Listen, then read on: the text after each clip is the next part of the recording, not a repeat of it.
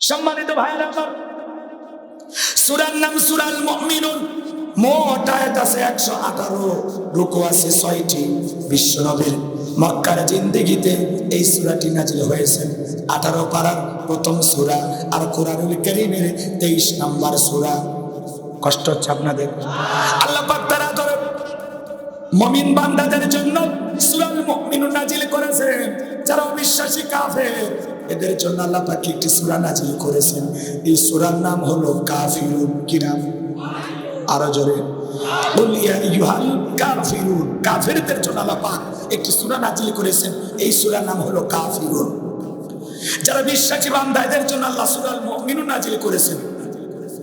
যারা দুদুল্যমান, দুই নৌকায় পা দিয়ে চলে, মুখে বলে একটা, অন্তরে আর একটা, দুমুখো সাপ বৃষ্টিদের দিকে সাদা ধরে সেদিকে গুলালু মার্কা সব তরকারিতে চলে, ওদের নাম কি? মুনাফিক। এই মুনাফিকদের জন্য আল্লাহ পাক একটি সূরা নাজিল করেছেন। সূরাটির নাম হলো মুনাফিকুন। কথা বলে বিজ্ঞানীরা, মুনাফিক চেনা বড় কঠিন। ওরা ইসলাম নামের গাছের গোড়া কেটে মাথায় পানি ঢালে। কথা কয় না, কথা কয় না। চুপ করে থাক ধোকা বাস, চোখে তোদের নাহি লাজ। চুপ করে থাক ধোকা বাস, চোখে তোদের নাহি লাজ। গোড়া কেটে মাথায় ডালো পানি, তোদের সিনি আর কতকাল করবি রে শয়তানি। মুনাফিকদের স্বভাব হলো আকাম বদকাম যা করে সব তো শূন্যের ঘরে চাপাই দেয়। কথা কন? মুনাফিকেরা সকালবেলা বলে কোরআনের মাহফিল চলবে, সন্ধ্যাবেলা এসে আবার বন্ধ করেও দেয়। আছে না নাই? আমার ভাইয়েরা, মুনাফিকেরা নিজের রাস্তা, নিজের পথ ক্লিয়ার করার জন্য রাতের আধারে মার্ডার করে, হত্যা করে, আবার লাশের উপরে সকালবেলা ফুলের মালা দিয়া শোক প্রকাশ করে বলে বড় ভালো লোক ছিল। তো ভালো লোক ছিল তো মারলি কেন? শয়তান। এজন্য মুনাফিক চেনা বড় কঠিন। কথা বলে ঠিক কিনা? এই জন্য আমি আজকে মুনাফিকদেরকে নিয়ে আলোচনা করব না, আমি কাফেরদেরকে নিয়ে আলোচনা করব না, আমি আলোচনা করব আল্লাহর ভিআইপি মুমিন বান্দাদেরকে নিয়ে। বলেন আল্লাহু আকবার। তাহলে একটু জবান ছেড়ে আমার সাথে সবাই তিলাওয়াত করুন। আউযু বিল্লাহি মিনাশ শাইতানির রাজিম। বিসমিল্লাহির রাহমানির রাহিম। যদি পারো একটু বাড়াও, না হলে শ্বাস চাইতে। বিতাড়িত মুর্দার শয়তানের কাছ থেকে আল্লাহ পাকের কাছে আশ্রয় প্রার্থনা চাচ্ছি। পরম করুণাময় সিন্ধালু আল্লাহর নামে শুরু করছি। সূরার নাম সূরাল মুমিনুন। যে কোনো আয়াত বা সূরার তাফসীর করতে হলে কোন প্রেক্ষাপটে, কোন সময় রাসূলের উপরে সে আয়াতটি বা সূরাটি নাজিল হয়েছে, সেই নাজিলের প্রেক্ষাপট বলা দরকার আছে না নাই? আরবিতে বলা হয় শানি নুজুল। যদি শানি নুজুল আলোচনা করা হয় তাহলে তাফসীর বুঝতে সহজ হয়। বলুন আল্লাহু আকবার। তাহলে সূরাল মুমিনুন বিশ্বনবীর উপরে কোন প্রেক্ষাপটে, কোন সময় নাজিল হয়েছে আমি কি একটু বলবো? জোরে বলেন ভাই, বলবো?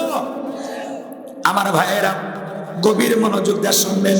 বিশ্বনবীর প্রিয় সাহাবী হযরত ওমর ফারুক থেকে বলেন, আমি মৌমাছির বনবন আওয়াজ শুনলাম। ডানে তাকাই মৌমাছি নাই, বামে তাকাই মৌমাছি নাই। বিশ্বনবীর চেহারা মোবারকের দিকে তাকাইয়ে দেখি নবীজি ফিসফিস করে কি যেন তিলাওয়াত করতেছেন। হযরত ওমর ফারুক থেকে বলেন, আমার বোঝার বাকি রইল না, আসমান থেকে নবীজির উপরে কোরআনুল কারীম নাজিল হচ্ছে, আর বিশ্বনবী কোরআনুল কারীম রিসিভ করতে ব্যস্ত। বলেন আল্লাহু আকবার। তাহলে মৌমাছি বনবন আসলে কোরআনুল কারীম নাজিল হয়। দপ্তরি ছুটির ঘন্টায় বাড়ি মারে টনটন আওয়াজ হলে কোরআনুল কারীম নাজিল হয়। আল্লাহু আকবার।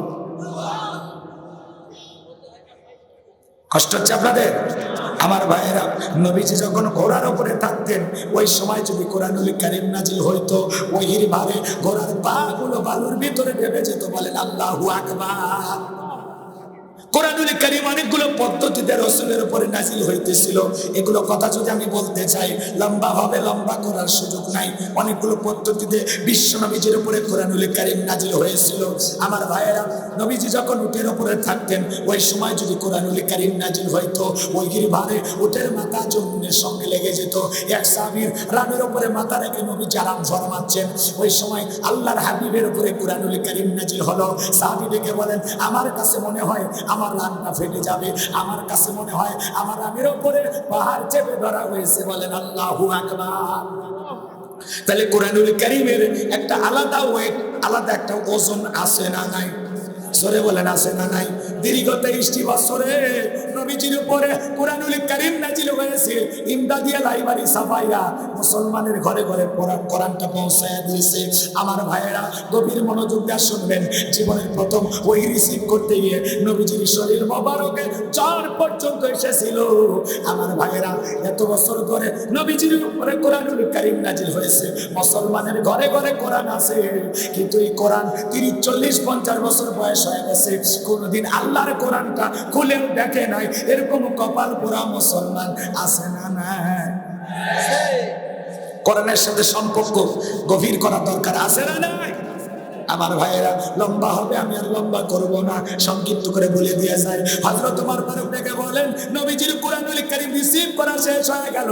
বিশ্ব নবী সাহাবায়ে কিরামদের দিকে মুখ ঘুরিয়ে ডেকে বলেন, ও আমার সাহাবীরা, এই মাত্র আসমান থেকে জিবরাইল এসে আমার উপরে সূরা মুমিনুনের 10টি আয়াত কারিমা নাযিল করে জানায় দিয়ে গেলেন, নবী গো, এই 10টি আয়াতের ভিতরে আল্লাহ রাব্বুল আলামিন তার আদরের মুমিন বান্দাদের জন্য 7টা বৈশিষ্ট্য নিয়ে 7টা গুনাহ বলেন আলোচনা করেছেন। কোন যদি এই 7টা গুণে গুণান্বিত হতে পারে, আমার আল্লাহ রাব্বুল আলামিন বলেন, উলাইকা হুমুল ওয়ারিসুন আল্লাযীনা ইয়ারিসুনাল ফিরদাউস হুম ফিহা খালিদুন। আমার আল্লাহ রাব্বুল আলামিন বলেন, তারাই উত্তরাধিকারী হবেন জান্নাতুল ফিরদাউসের, সেখানে তারা চিরকাল বসবাস করবেন। আমার আল্লাহ কোনোদিনই জান্নাত থেকে বের করে দিবেন না। চিৎকার মেরে বলুন সুবহানাল্লাহ। কারা কারা জান্নাতুল ফিরদাউসে যেতে চান? আপনার আমার টার্গেট জান্নাত না জাহান্নাম? কারা কারা জান্নাতে যেতে চান? 2টা হাত তুলে আল্লাহকে একবার দেখান। আল্লাহ আমাদের সবাইকে জান্নাত হিসেবে কবুল করুন, জোরে বলুন আমিন। এবার 7টা আঙ্গুল দেখান, এদিক খেয়াল করেন। বলেন তো জান্নাতে যেতে হলে কয়টা গুণাবলী? 7টি। এই 7টা বৈশিষ্ট্য, 7টি গুণাবলী যদি অর্জন করতে পারেন, আপনাকে আমাকে জান্নাতুল ফিরদাউসের ওয়ারিস বানায় দিবেন কে? আর একটু জোরে বলেন না কে? লিখেছেন তাফসীরুল কোরআন মাহফিল, আলোচনা তাফসীর ভিত্তিক হওয়ার দরকার আছে না?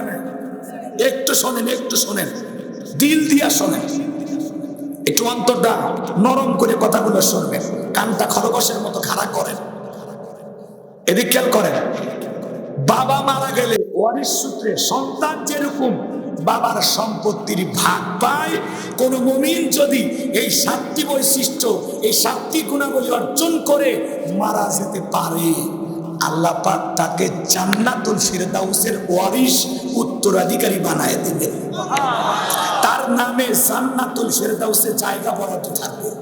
একটু জোরে বলা যায় না আল্লাহু আকবার? তাহলে কি সেই 7টা গুণাবলী একটু জানার দরকার আছে না নাই? বিশ্বনবী তখন সাহাবায়ে কিরামদের সামনে তেলাওয়াত করে জানায় দিলেন, আমার আল্লাহ পাক বলেন, ওয়াদাফলাহাল মুমিনুন।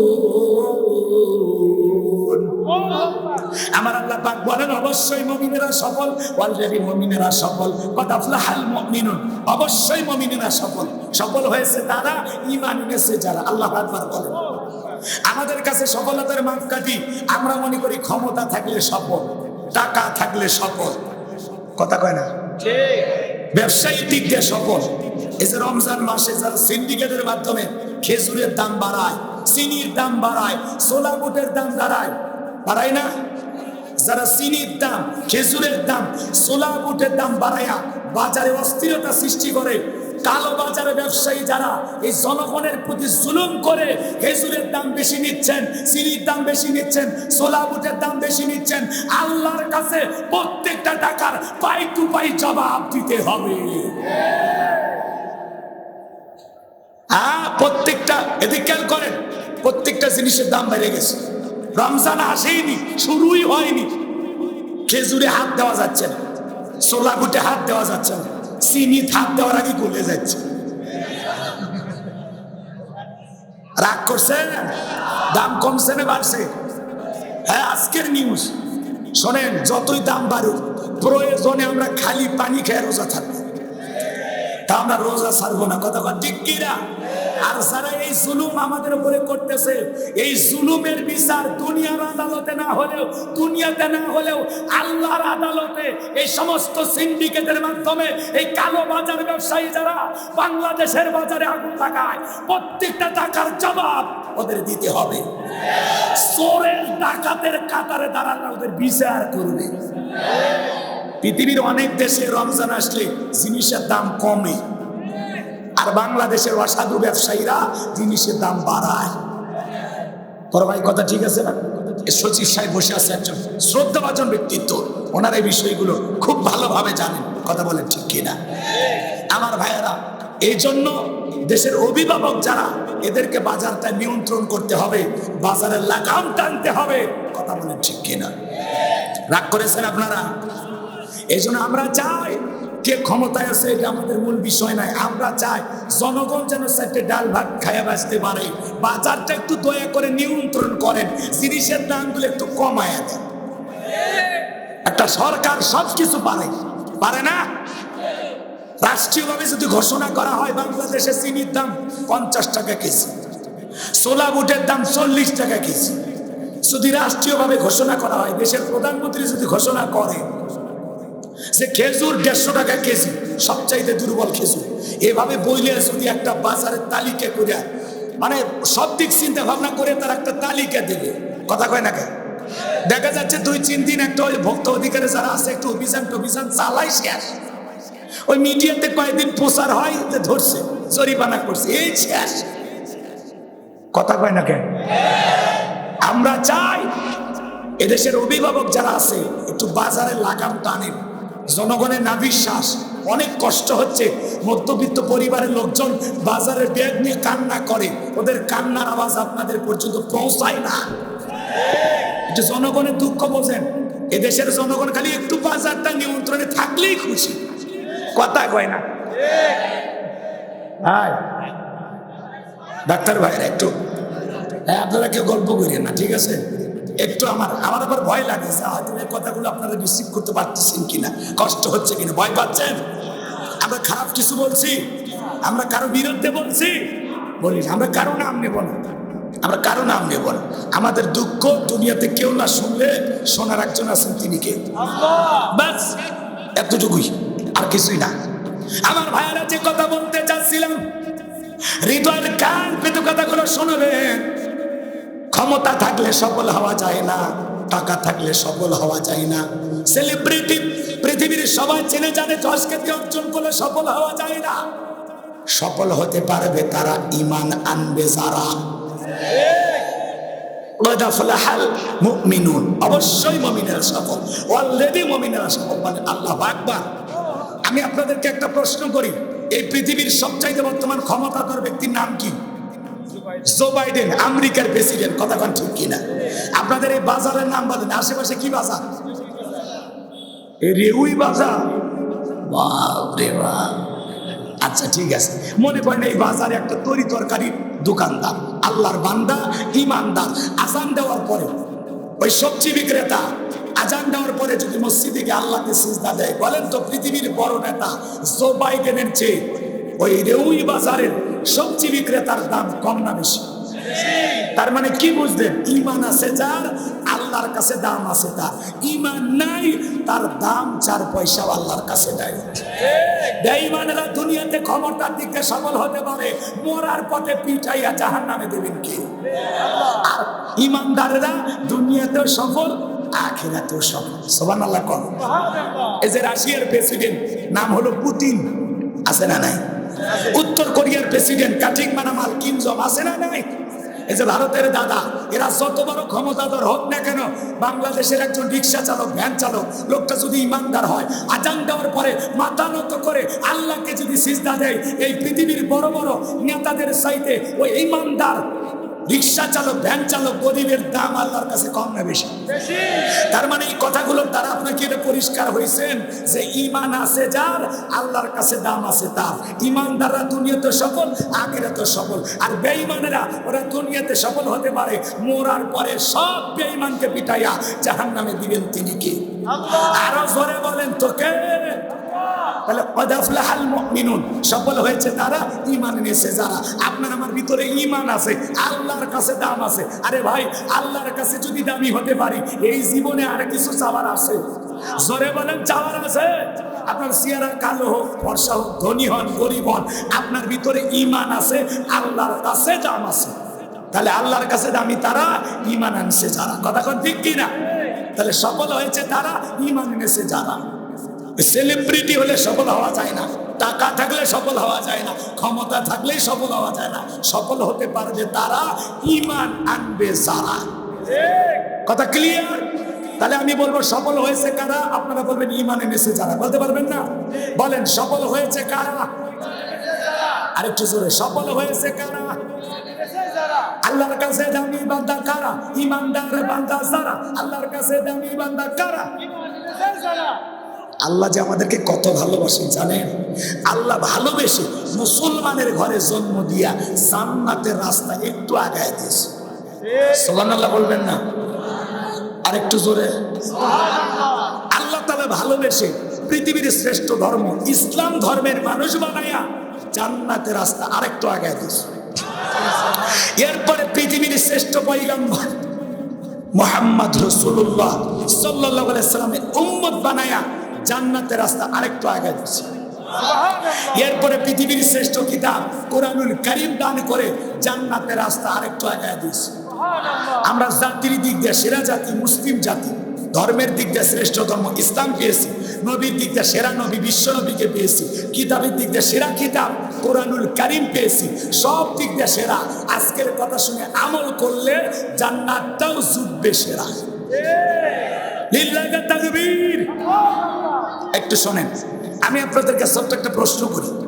একটা অমুসলিম যদি জহরের নামাজের পূর্বে ঈমান গ্রহণ করে, ওই ব্যক্তির উপরে জহরের নামাজ আদায় করা কি মাশাআল্লাহ সালাত? হ্যাঁ, তুই কি কর? জহরের নামাজ আদায় করা কি কর?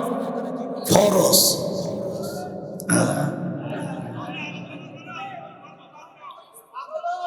কামাই করা লাগবে তোর পেশার পরে সুমন বাবা কথা কইস না, কথা কইস না। এদিকে খেয়াল করেন, বুঝছি বুঝছি গেছে সমস্যা। আচ্ছা থাক, হাসেন না হাসেন না। ওর মতো আল্লাহ আপনাকে আমাকে বানাইতে পারত। কথা কয় না, পাগল থেকে আসবেন না। যারা সত্যিকারের পাগল এরা বিনা হিসাবে বেহেশতি। কথাই কয় না, সত্যিকারী যারা পাগল, এই পাগলের কিয়ামতের ময়দানে কোনো হিসাব হবে না। এরা বিনা হিসাবে জান্নাতে যাবে। সুবহানাল্লাহ। তাই বলে বিয়াস করে পাগল হলে ওরা না, সত্যিকারী যারা পাগল, সত্যি যারা পাগল, এই মানুষগুলোর কোনো হিসাব হবে না। সুবহানাল্লাহ বল। তাহলে পাগল হইলে ভালো না খারাপ? সত্যি যদি পাগল হয়ে থাকে, তাই বলে প্রেম করিয়া সেকা খাইয়া দেবদাস হয়ে ঘুরবেন, ওই পাগল না। তোদেরকে পরে সাইজ করতেছি, আমি যুবকদের জন্য স্পেশাল কিছু বলবো, একটু অপেক্ষা করেন। হ্যাঁ, পৃথিবীর অবস্থা করুন, বক্তা দরকার তরুণ। মুরব্বী হলে সোবানালের বাড়ি যাবে না, যুবক হলে তাও তুই একবার রিস্ক নেবে। মা বোনেরা যারা বসে আছেন, মা টেনশন নেবেন না, আপনাদের জন্য বেশি বেশি আলোচনা হওয়া দরকার, কারণ বারবার আপনারা দেশের সরকার। এই জন্য মা বোনদের টেনশন নেবেন না, অল্প সময়ের মধ্যে আমি কোরআন রব্বানি আপনাদের ওয়াজ করে দেবো শুরু, কারণ আপনারাই ঘরে বাইরে নাচের গুরু। কি রে ভাই, ভয় পান? কিসের অসুস্থ? আপনারা স্বেচ্ছাসেবক দিয়ে কি করেন? ঘোড়ার ডিম মাহফিলে স্বেচ্ছাসেবক নাই? এই ভাই, স্বেচ্ছাসেবক নাই, বোঝে না। স্বেচ্ছাসেবক দিয়ে ওই মহিলার বাড়ি পর্যন্ত পৌঁছায় দেয়। একটা মহিলা অসুস্থ হচ্ছে, মাহফিলে এসে বলা লাগবে, বলা ফরজ নাকি? বোঝেই না কিছু। এইভাবে যে বারবার গুঁতো মারবে না, এরপরে কিন্তু আর একবার যদি কানের মধ্যে কোনো আওয়াজ আসে, ডাইরেক্ট দোয়া। আমি আর ওয়াজ করবো না, ডাইরেক্ট দোয়া করবো। আরে ভাই, স্বেচ্ছাসেবক আছে, আপনাদের মাহফিল কমিটি আছে, তারা একটু জিনিসটা দেখবেন। এটা মাইকতে বলা লাগে কোন ভাই? তাহলে 10টা কমিটির লোক থেকে লাভ নেই। চাচা থামেন, আপনারই বউ হয় নাকি? চাচা ওঠে গে, হতেও পারে, বলা যায় না। এই যুবকে বসে বসে, সবাই পরিবেশ ঠিক করেন, আর বেড়ে খবর না ইনশাল্লাহ। শোনেন, সামনের দিকে যান। মা বোনেরা যারা বসে আছেন, মা ওই মহিলাটাকে একটু খেদমত করেন, সেবা করেন, বোনমনি করে। আর আপনারা একটু অপেক্ষা করেন, আপনাদের ওয়াজ করে দেবো শুরু, কারণ আপনারাই ঘরে বাইরে আমাদের নাটের গুরু। হ্যাঁ, ওই পাগলিদের জন্য বরাদ্দ আছে। একটু অপেক্ষা করেন, কষ্ট হচ্ছে নাকি? বিরক্ত হইন না, চলেন সামনের দিকে যাই। আমার ভাইয়ের, আমি যে কথা বলতে চাচ্ছিলাম, তাহলে ঈমান আনার পরে মুমিন জীবনের সবচাইতে গুরুত্বপূর্ণ ইবাদতের নাম হলো নামাজ। কথা বলেন ঠিক কিনা? আল্লাহ পাক যখন মুমিন বান্দাদের 7টা বৈশিষ্ট্য 7টা গুণাবলী আলোচনা করলেন, আমার আল্লাহ পাক 1 নাম্বার সালাত দিয়ে শুরু করলেন। সুবহানাল্লাহ। আল্লাহ তাআলা জানিয়ে দিলেন, আল্লাযীনা হুম ফি সালাতিহিম খাশিউন। আল্লাহ তাআলা ডেকে বলেন, আল্লাযীনা হুম ফি সালাতিহিম খাশিউন, যারা নিজেদের সালাত বিনয়ের সহিত, নম্রতার সহিত, খুশু খুশু ভাব নিয়ে আদায় করে। আপনি আমি সালাত আদায় করব, অন্তরে ভয় থাকতে হবে কার? আল্লাযীনা হুম ফি সালাতিহিম খাশিউন, যারা নিজেদের সালাত বিনয়ের সহিত, নম্রতার সহিত, খুশু খুশু ভাব নিয়ে, আল্লাহর ভয় নিয়ে আদায় করে। আপনি আমি যখন সালাত আদায় করব, অন্তরে ভয় থাকতে হবে কার? একটু জোরে বলেন কার? ইয়া আইয়ুহাল্লাযীনা আমানুত্তাকুল্লাহ, হে ঈমানদারগণ, আমি আল্লাহকে ভয় করো। হাক্ক তুকাতিহি, ভয় করার মতো ভয় করো। এই অন্তরের ভিতরে সুচিন্তা, দুচিন্তা, বিবির কথা, সংসারের কথা, ব্যবসা বাণিজ্যের কথা, দুনিয়াবি কোনো চিন্তা বাবা মনের মধ্যে রাখা যাবে না। তাফসীর ইবনে কাসির থেকে বলছি বাজান গো আমার, এই আয়াতের ব্যাখ্যায় তাফসীরকাররা লিখেছেন, অন্তরের ভিতরে দুনিয়াবি কোনো চিন্তা রাখা যাবে না। অন্তরের ভিতরে সুচিন্তা, দুশ্চিন্তা, বিবির কথা, সংসারের কথা, ব্যবসা বাণিজ্যের কথা, রাজনীতির কথা, দুনিয়াবি কোনো কথা মনের মধ্যে রাখা যাবে।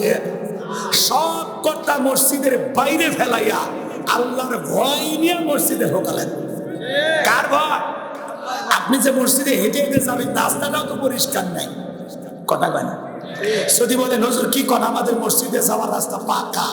পাকা হলে কি হবে? মাঝে মাঝে কিছু শেপালির মা, কথা কয় না, কিছু বিলকিসা পা, কিছু ট্যাবলেটের মা বোন রাস্তাঘাটে ওপেনে বেপরদায় দাঁড়ায়া থাকে, শরীরে ঠিক মতো ওন্নাও থাকে না।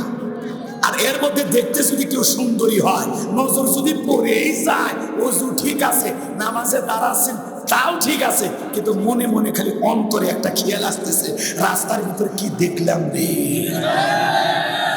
রাস্তাটা আমাদের পরিষ্কার হওয়া দরকার আছে না? না, নামাজের সময় হয়ে গেলে একজন মহিলা বাইরে থাকবেন না। মুসল্লিরা মসজিদে যাবে, কথা কয় না? পাগলিরা এসে মুসল্লি মসজিদে যাবে, রাস্তার মধ্যে এসে মেয়ের উকুন দেখতেছে, উকুন উকুন চেনেন নাকি? কথা কয় না। কেসাসা কথা ঠিক নাই। এলাকার মহিলারা বলে বসে না, বসে না। না, ভালো, খুবই ভালো। সাতক্ষীরার মা বোন তো পর্দা করে, এগুলো সব জান্নাত চলে আসে, খুবই ভালো। কষ্ট হচ্ছে আপনাদের? তাহলে এদিকে খেয়াল করেন, আপনি আমি যখন নামাজের ভিতরে দাঁড়াবো, অন্তরে ভয় থাকতে হবে একমাত্র কার? কিভাবে সালাত আদায় করবেন, বিশ্বনবী কিভাবে আদায় করেছেন একটু জানার দরকার আছে। আমার ভাইয়েরা, আম্মা যারা আয়েশা ডেকে বলেন, নবীজি নামাজের ভিতরে এত লম্বা সময় দাঁড়িয়ে থাকতেন, মাঝে মাঝে তাকায় দেখতাম বিশ্বনবীর পবিত্র পা মোবারক ফুলে উঠেছে। নবীজির পা ফুলে উঠছে। আল্লাহু আকবার বল। একটা মানুষ কতটা সময় দাঁড়িয়ে থাকলে পা ফুলে ওঠে আপনি কল্পনা করতে পারেন? আমরা তো নামাজের ভিতরে দাঁড়ানোর আগেই সিজদা চলে যাই, কথা কয় না? কোনদিন নামাজে 1-1.5 ঘন্টা দাঁড়িয়েছিলেন এরকম কেউ পাওয়া যাবে?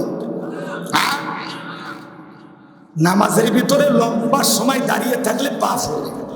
তাহলে নামাজের ভিতরে লম্বা সময় দাঁড়িয়েছিলেন মুহাম্মদ রাসূলুল্লাহ সাল্লাল্লাহু আলাইহি ওয়াসাল্লাম। আম্মা যারা আয়েশা ডেকে বলেন, নবীজি এত লম্বা সময় রুকু করতেন, সিজদা করতেন, মাঝে মাঝে মনে হয় বিশ্বনবী আর কোনোদিন রুকু থেকে সিজদা থেকে মাথা উঠাবেন না। আম্মা যারা আয়েশা ডেকে বলেন, একদিন রাতের বেলায় দেখি নবীজি সিজদা দিয়ে এত কান্না করেছেন, কাঁদতে কাঁদতে সিজদার জায়গাটা ভিজে গেছে। নবীজি যখন সিজদা থেকে মাথা উঠাইলেন, আম্মা জান আয়েশা জিজ্ঞাসা করেন, নবী গো আপনি কেন কান্না করেন, কি হয়েছে আপনার? বিশ্বনবী ডেকে বলেন, আয়েশা আমি তো আমার জন্য কাঁদি না, আমি কাঁদি আমার গুনাহগার উম্মতের জন্য। আল্লাহর কাছে কেঁদে কেঁদে বলি, আল্লাহ আমার গুনাহগার উম্মতের গুনাহ মাফের জন্য আমাদেরকেও সিজদা দিয়া কান্না করার দরকার আছে না? কথা কন, জীবনে কোনোদিন 2 ঘন্টা সিজদা দিয়ে আল্লাহর কাছে কেঁদেছিলেন? একজন হাত তোলেন তো। এমন নামাজ জীবনে কোনোদিন পড়ছিলেন? শোনেন শোনেন শোনেন, নবীজি যদি সিজদা দিয়া আপনার আমার গুনাহ মাফের আশায় আল্লাহর কাছে দোয়া করেন, তাহলে আপনার আমার নিজেদের গুনাহ মাফের আশায় আল্লাহর কাছে দোয়া করার দরকার আছে না নাই? জোরে বলেন, দরকার আছে না নাই? আমার ভাইয়ের, আমি যে কথা বলতে যাচ্ছিলাম, গভীর মনোযোগ দিয়ে শোনাবেন। 5 ওয়াক্ত সালাত, এইটা তো ডিউটি, এটা তো পড়াই লাগবে, এটা রবের বাধ্যতামূলক ওয়াদা। কথা কন, 5 ওয়াক্ত সালাত আদায় করার পাশাপাশি রাতের 1টা 2টা 3টার দিকে উইঠা আরামের বিছানা ত্যাগ কইরা, বিবির ভালোবাসা ত্যাগ কইরা, ঠান্ডা পানি দিয়া ওযু বানাইয়া নিরালাই নিবৃত্তিতে চাই নামাজে দাঁড়ায় দাঁড়া। এই নামাজ দুনিয়ার কাউকে দেখানোর জন্য নয়, এই নামাজ হলো আল্লাহকে পাওয়ার জন্য। قل إن صلاتي ونسكي ومحياي ومماتي لله رب العالمين। আল্লাহু আকবার। আল্লাহ ডেকে বলেন, নবীজি আপনি বলুন, আমার নামাজ, আমার কুরবানি, আমার জীবন, আমার মরণ লিল্লাহি রাব্বিল আলামিন, আসমান জমিনের প্রতিপালকের জন্য। বলেন আল্লাহু আকবার। তাহলে রাত্রি জাগরণ করে সিজদা দেব কাকে? আল্লাহ বলেন, ওয়াল্লাযীনা ইয়াবিতুনা লিরাব্বিহিম সুজদান ওয়া কিয়ামা। সূরা ফুরকানের ভিতরে আল্লাহ পাক জানিয়ে দিলেন, যারা রাত্রি জাগরণ করে আমি আল্লাহকে সিজদা দেয়, আমি আল্লাহর জন্য দণ্ডায়মান থাকে। তাহলে রাতের 1টা 2টা 3টার দিকে উঠা যারা তাহাজ্জুদের যায় নামাজে দাঁড়ায় যায়, এই নামাজ দুনিয়ার কাউকে দেখার জন্য নয়, এই নামাজ হলো আল্লাহকে পাওয়ার জন্য। কথা বলেন না কেন? ওই রাতের 1টা 2টা 3টার দিকে যারা নামাজ আদায় করে, এই নামাজ, এদিক খেয়াল করেন, এই নামাজ যারা আদায় করবে, এদের জীবনে সফলতা, এরা আল্লাহর কাছে যা চাইবে আল্লাহ ওদেরকে তাই দেবে। কথা বলেন ঠিক কিনা? তাহলে গভীর রাত্রে সিজদার মাধ্যমে, নামাজের মাধ্যমে, সালাতের মাধ্যমে প্রেম করব কার সাথে? আরো জোরে বলেন, কার সাথে? তাহলে তাহাজ্জুদে ইমানদাররা সিজদা দিয়ে আল্লাহর প্রিয় হতে চায়। গভীর রাতের সালাত যত আদায় করবেন, আল্লাহর তত নিকটতম বান্দা হতে পারবেন। সুবহানাল্লাহ বলেন। গভীর রাতে যারা তাহাজ্জুদের সালাত আদায় করে, এদের জীবনে কোনো পেরেশানি থাকে না, হতাশা থাকে না। এরা আল্লাহর কাছে যা চায়, চাইতে দেরি আল্লাহ দিতে দেরি করেন। আল্লাহু আকবার বলেন। কথা কি বোঝা যায়? আর কিছু মানুষ, যুবক যারা আছে, এরাও রাত্রি জাগরণ করে, তবে আল্লাহকে সিজদা দিয়ে নয়, সালাত আদায় করে নয়, তাহাজ্জুদ করে নয়, ইউটিউব ইন্টারনেট ঘাটাঘাটি কইরা, ইমো মেসেঞ্জারে বান্ধবীর সাথে সেটিং কইরা সারা রাত ইমো মেসেঞ্জারে লেখালেখি করে, হ্যালো জান, খাইছো ঘুমাইছো কি করো? কথা কয় না। কি কালার 3 পিস পরে আসো? 3 পিস আছে না? কথা কয় না। এমনকি এমনও বেহায়া আছে, আজকে কয়েকবার বাথরুমে গেছে। আরে কি বদমাইশ!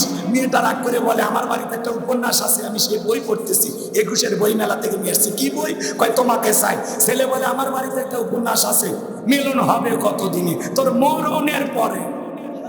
সারা রাত বান্ধবীর সাথে সেটিং কইরা ফজরের আজান হয় যখন, ওই হাইব্রিড যুবক ঘুমাইতে যায় তখন। এরকম যুবক আছে না নাই? হে যুবক, এই ঘুম ভাঙলে সকাল, না ভাঙলে পরকাল। কথা কয় না? কেমন করে ঘুমাও তুমি ওরে সাতক্ষীরার যুবক, কেমন করে ঘুমাও তুমি ফজর করে কাজা? এমন তো হতে পারে ও তোমার জোহরে জানাজা, এমন তো হতে পারে ও তোমার জোহরে জানাজা। কথা বলে ঠিক কিনা? তাহলে সিজদা দেব কাকে? আরো জোরে বলেন, কাকে? আমার ভাইরা, সিজদা দিয়ে আল্লাহর কাছে কি বলবো? আল্লাহর কাছে কেঁদে কেঁদে বলবো, রব্বানা সিফান্না আযাবা জাহান্নাম ইন্না আযাবাহা কানা গরামা। হে আমাদের রব, ওই কঠিন ভয়ঙ্কর জাহান্নামের আগুন থেকে আমাদের মুক্তি দাও। যেই জাহান্নামের আযাব, শাস্তি সহ্য করার ক্ষমতা আমাদের নাই।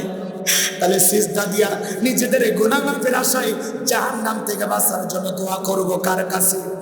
ওই জাহান্নাম বড় কঠিন জায়গা। আল্লাহ রাব্বুল আলামিন বলেন, ইন্নাহা সাআত মুস্তাকাররা ওয়া মাকামা, নিশ্চয়ই আবাসস্থল হিসাবে, বসতির জায়গা হিসাবে ওই জাহান্নাম কতটা নিকৃষ্টতম একটা স্থান। জাহান্নাম সুখের জায়গা না, ওইটা হলো যন্ত্রণার কারখানা।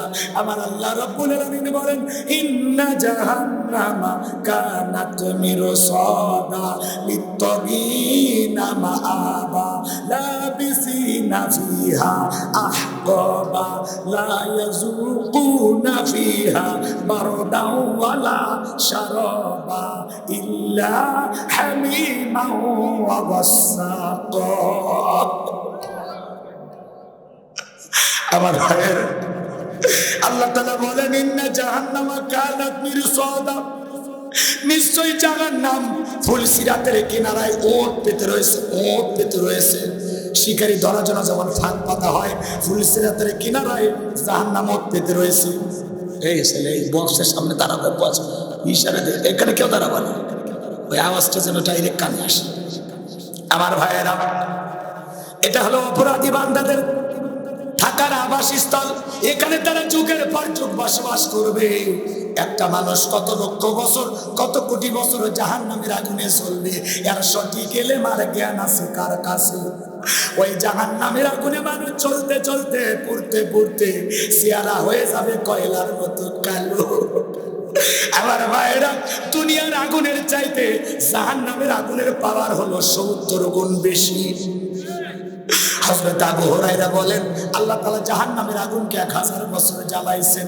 জাহান্নামের আগুনের কালার হয়েছিল সাদা, আবার 1000 বছর জ্বালাইয়া জাহান্নামের আগুনের কালার হয়েছিল লাল বর্ণ, আবার 1000 বছর জ্বালাইয়া জাহান্নামের আগুনের কালার হয়েছে কৃষ্ণ বর্ণ, অন্ধকার রাত্রির মতো কালো।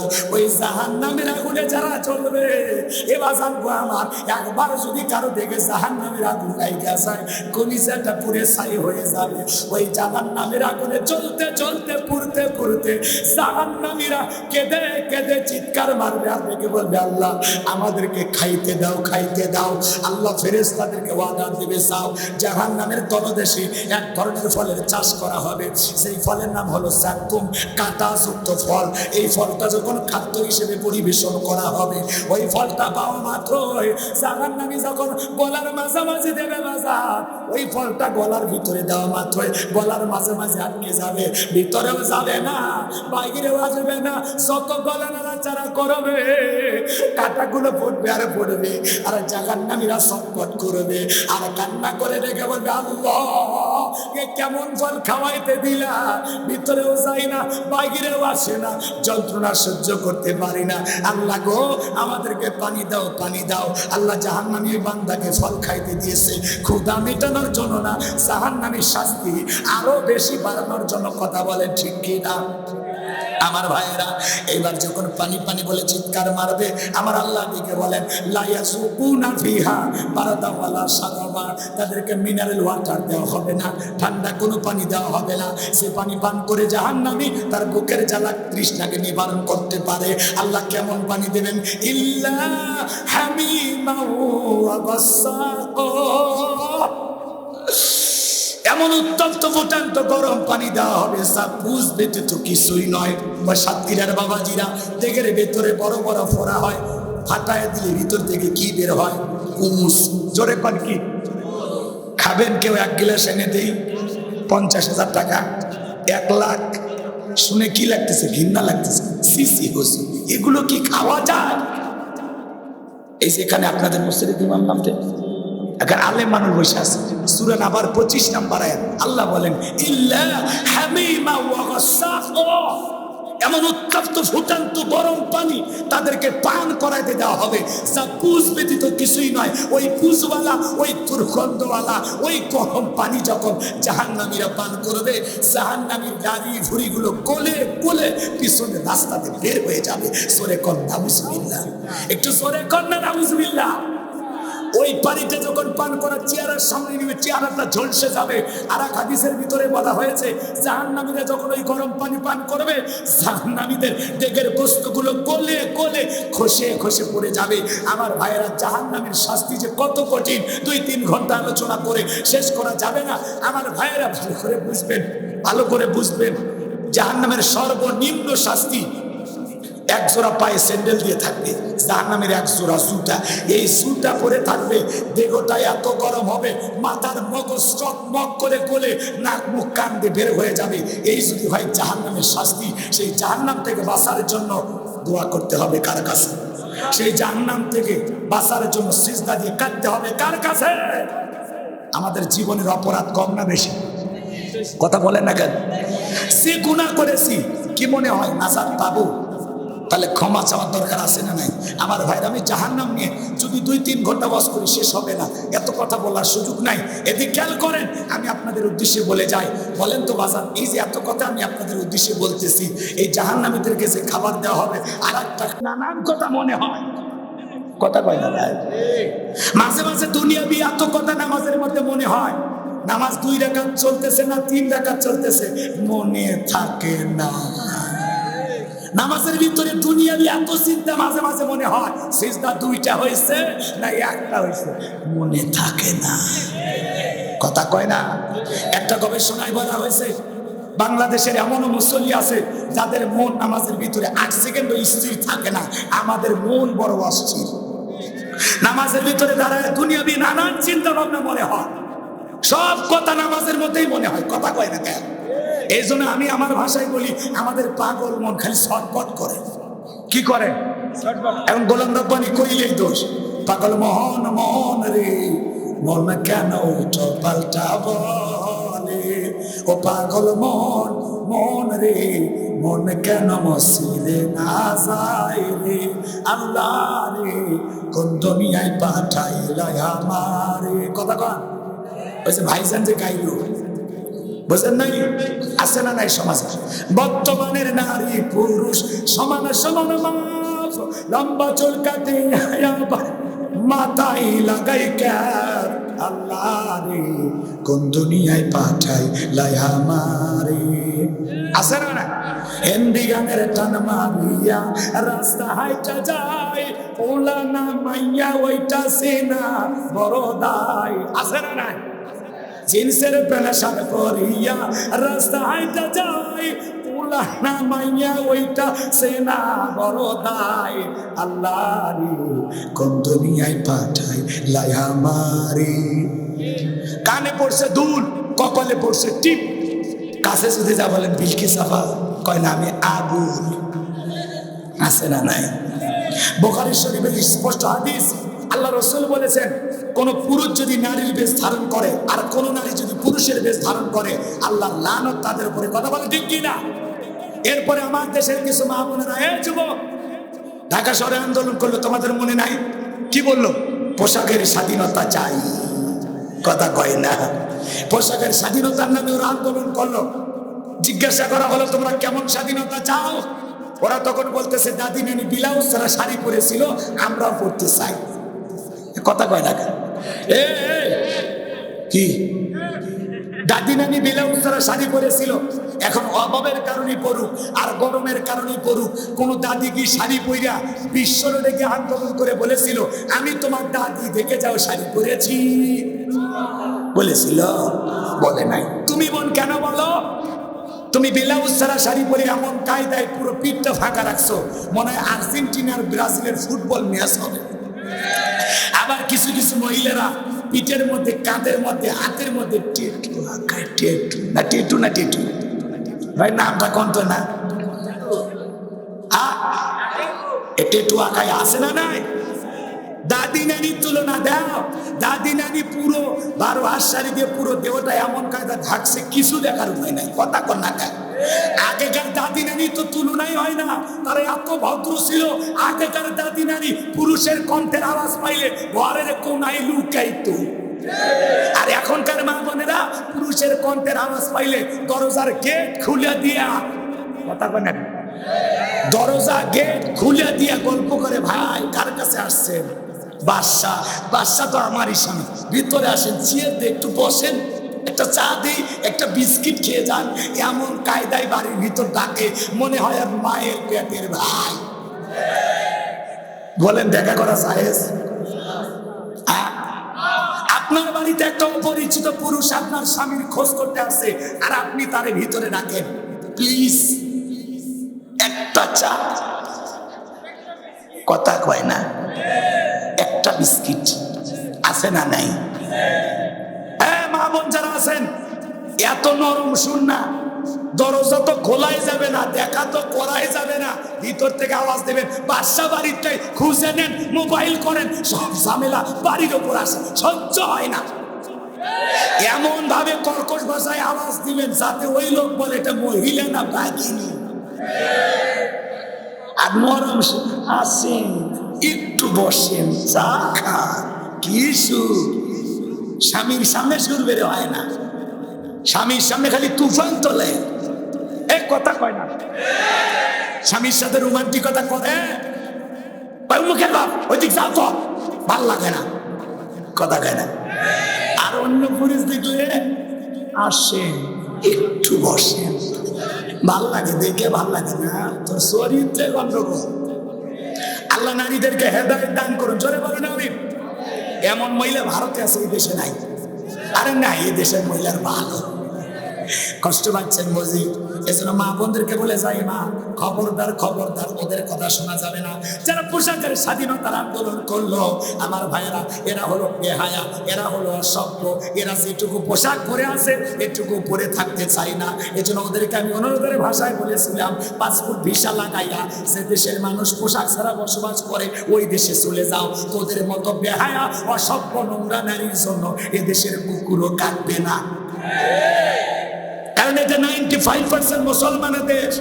এদেশে অশ্লীলতা চলবে না, নোংরামি চলবে না, বেহাপানা চলবে না, উলঙ্গপানা চলবে না। কথা কন। কোন সম্ভ্রান্ত ভদ্র ফ্যামিলির মেয়ে বোরকা ছাড়া বাহিরে যাবে না। নারীদের জন্য পর্দা করো, নফল না ফরজ। আল্লাহ বলেছেন, অকরনা ফি বুয়ুতিকুন্না ওয়ালা তাবাররাজনা তাবাররুজাল জাহিলিয়াতিল উলা। নারীরা তোমরা ঘরের ভিতরে অবস্থান করো, খবরদার জাহিলিয়াতের যুগের মেয়েদের মতো নোংরা অশ্লীল পোশাক পরে নিজের দেহকে প্রদর্শন করো না। নারীরা পর্দায় থাকলে নিরাপদে থাকবে। পর্দা নারীর সিকিউরিটি দেবে, পর্দা নারীর সম্মান মর্যাদা বাড়ায়, পর্দাশীল নারীর ওপরে আল্লাহর রহমত নাজিল হয়। কোন সম্ভ্রান্ত ভদ্র ফ্যামিলির মেয়ে বোরকা ছাড়া বাইরে যেতে পারে না। কথা কন। একটা নারী যদি ঢিলে রাখা বোরকা পরে, হাত মুজা পা মুজা লাগায়, মনের অজান্তে শ্রদ্ধা সম্মানে মাথাটা নত হয়ে আসে। এই কথা কন নাকি আপনার?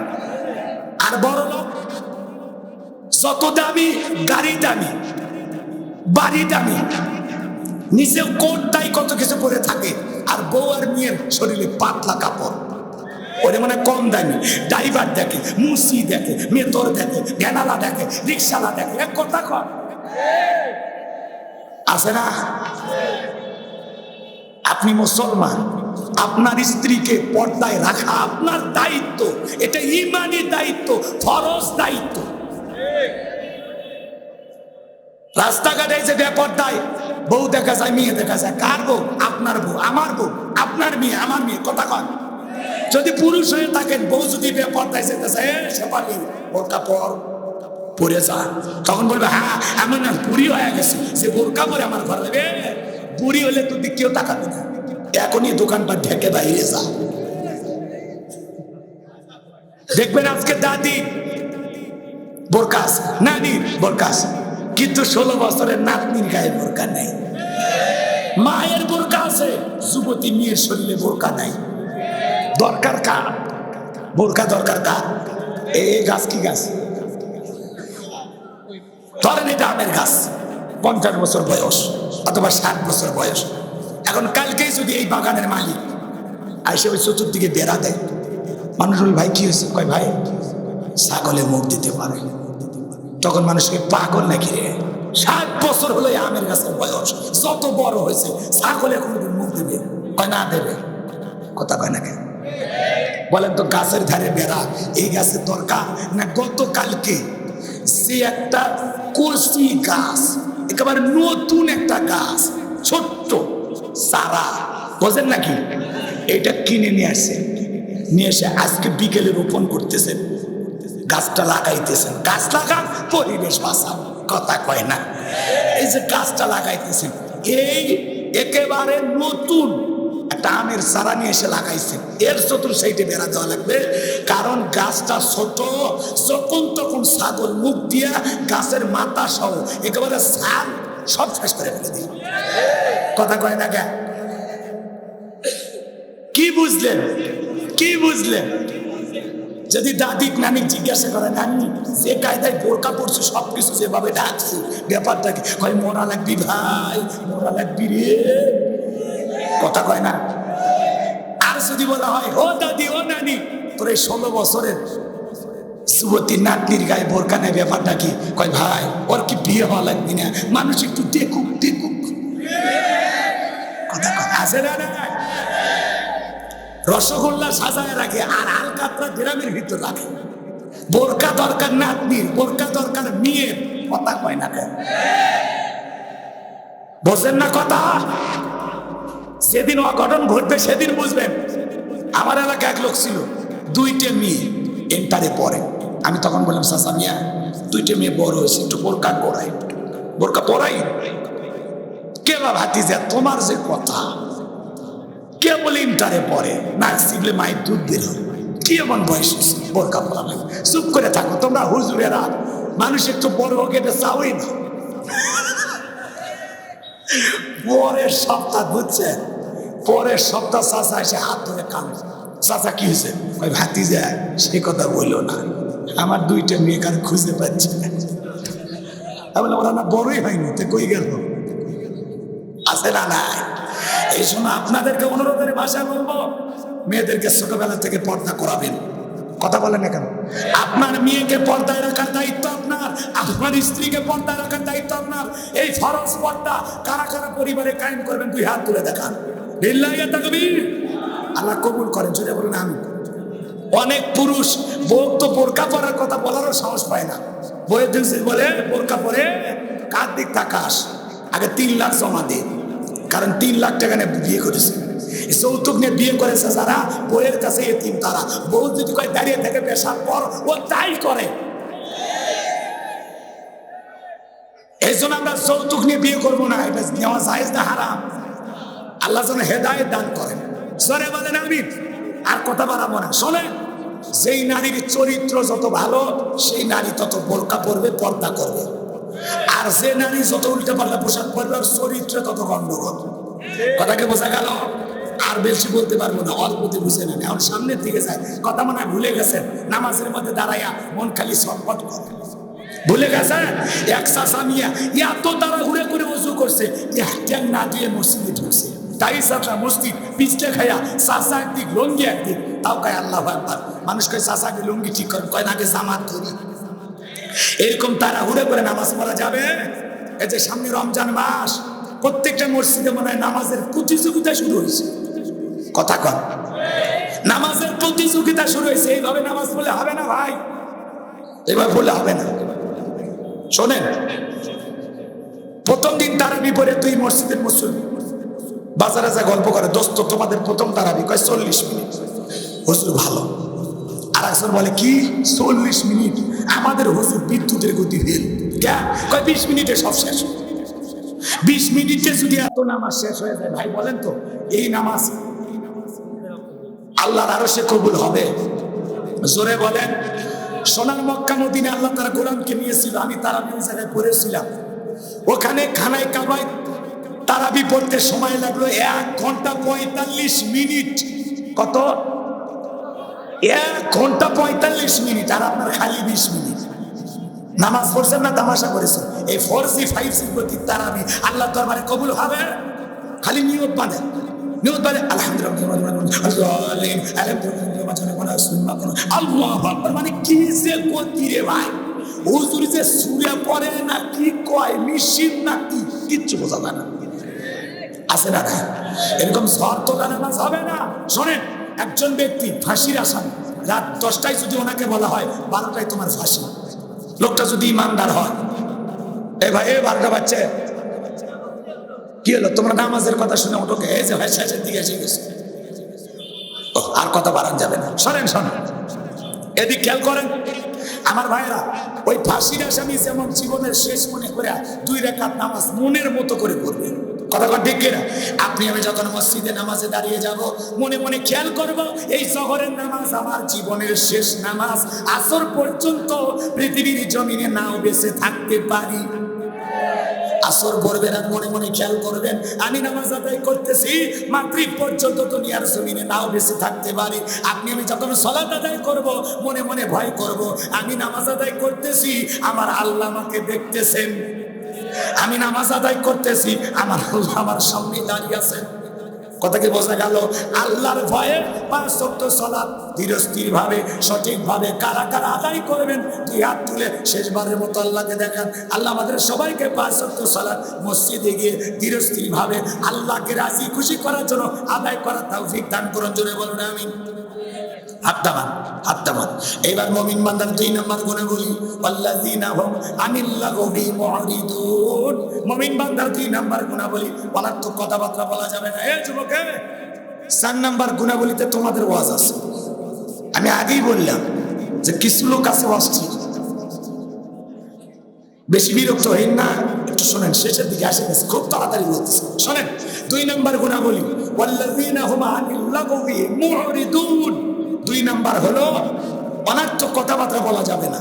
এক জায়গায় বসে 2-3 ঘন্টা গল্প করে, চায়ের কাপে ঝড় তোলে, কথা কয় না? আসে না ভাই, আসে না?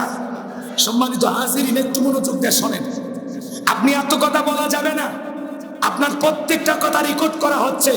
মা ইয়ালফিজু মিন কাউলিন ইল্লা লাদাইহি রাকিবুন আতীদ।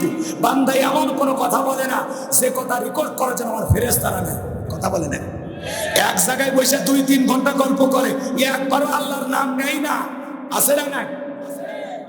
অমুক খারাপ, তমুক খারাপ, এ ভালো না, সে ভালো না।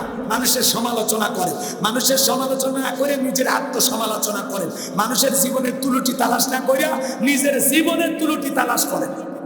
কথা বলে না কেন? অমুক খারাপ, সুমুক খারাপ, এ ভালো না, সে ভালো না, এই কথা বলে চায়ের কাপে ঝড় তোলে। মনে হয় গীবত কমিটির সভাপতি সেক্রেটারি বসে গেছে। আসে না দেয় ভাই? মুমিন বান্দা জবান দিয়ে কথা বলবে ততটুকু প্রয়োজন, যতটুকু প্রয়োজনের অতিরিক্ত কথা বলা থেকে বিরত থাকা লাগবে। মুমিন বান্দা জবান দিয়ে সে কথা বলবে যে কথা বললে সব হয়। চুপ থাকলেও আপনি নাজাত পাবেন। মান সমাতা নাজা, চুপ থাকলেও আপনি নাজাত পাবেন। আল্লাহু আকবার বলেন। মুমিন বান্দার 2 নাম্বার গুণাবলী, অনার্থক কাজ করা যাবে না। মুমিনের টাকা হলে মুমিন সিনেমা হল বানাবে না, যাত্রা গানের আয়োজন করবে না, গানের কনসার্ট দেবে না, মদের বার দেবে না, 7 স্টার 5 স্টার হোটেল খুলবে না। মুমিনের টাকা হলে মুমিন মসজিদ বানাবে, মাদ্রাসা বানাবে, ঈদগাহ মাঠ বানাবে, কবরস্থান বানাবে, রাস্তার মধ্যে ফলের গাছ লাগায় দিবে, পুকুরের ঘাট বানায় দিবে। এক কথায় মুমিনের টাকা ভালো কাজে সে ব্যয় করবে। মুমিন বান্দার 2 নাম্বার গুণাবলী, এই কান দেওয়ানার্থক জিনিস শ্রবণ করা যাবে না। যুবক রে, এই কান আল্লাহ গান শোনার জন্য দেয় নাই। কিছু কিছু যুবক কানের ভিতরে ইয়ারফোন লাগাইয়া গান শোনে, রূপ বানানা আছে কমর গলাইয়া, আল্লাহর ফেরেশতারা কবরে নিয়ে পিটাবে ঝোলাইয়া ঝোলাইয়া। কথা কন ঠিক কিনা? এই কানের ভিতরে ইয়ারফোন লাগায় গান শোনো। সিরাজগঞ্জের এক যুবক ইয়ারফোন লাগাইয়া যাইতেছে, কানের ভিতরে গান শুনতে শুনতে ট্রেনে এসে ধাক্কা মারিয়া 3 টুকরা করে ধুয়ে গেছে। মরার পরেও কানের ভিতরে ইয়ারফোন লাগানো ছিল। এখন কবরে যা, ফেরেশতারা তোর জায়গা মতো বাদ্যযন্ত্র বাজাবে। কথা কন ঠিক কিনা? যুবক রে, এই কান আল্লাহ গান শোনার জন্য দেয় নাই। হক্কানি ওলামা ইকরামদের বয়ান শুনতে হবে, ইসলামী সঙ্গীত শুনতে হবে, কোরআন তেলাওয়াত শ্রবণ করতে হবে, ভালো ভালো কথা কান দিয়ে শ্রবণ করতে হবে। কথা বলেন ঠিক কিনা? তাহলে মুমিন বান্দার 2 নাম্বার গুণাবলী, মুমিন বান্দা জবান দিয়ে সে কথা বলবে যে কথা বলে সব হয়। মুমিন বান্দা সেই কাজ চালু করবে যে কাজ চালু করলে সব হয়। মুমিন বান্দা সেই জিনিস শ্রবণ করবে যেটা শুনলে সব হয়। এক কথায় সব আছে যেখানে আমরা আছি সেখানে, বলেন সব আছে যেখানে, আর গুনাহ আছে যেখানে। আল্লাহ পাক আমাদের সবাইকে সকল গুনাহ থেকে বেঁচে থাকার তৌফিক দান করুন। জোরে বলুন আমিন। এই যুবক, 4 নাম্বার গুণাবলীতে তোমাদেরও আছে। এবার 3 নাম্বার, ওয়াল্লাযীনা হুম লিস-সাকাতি ফাইলুন।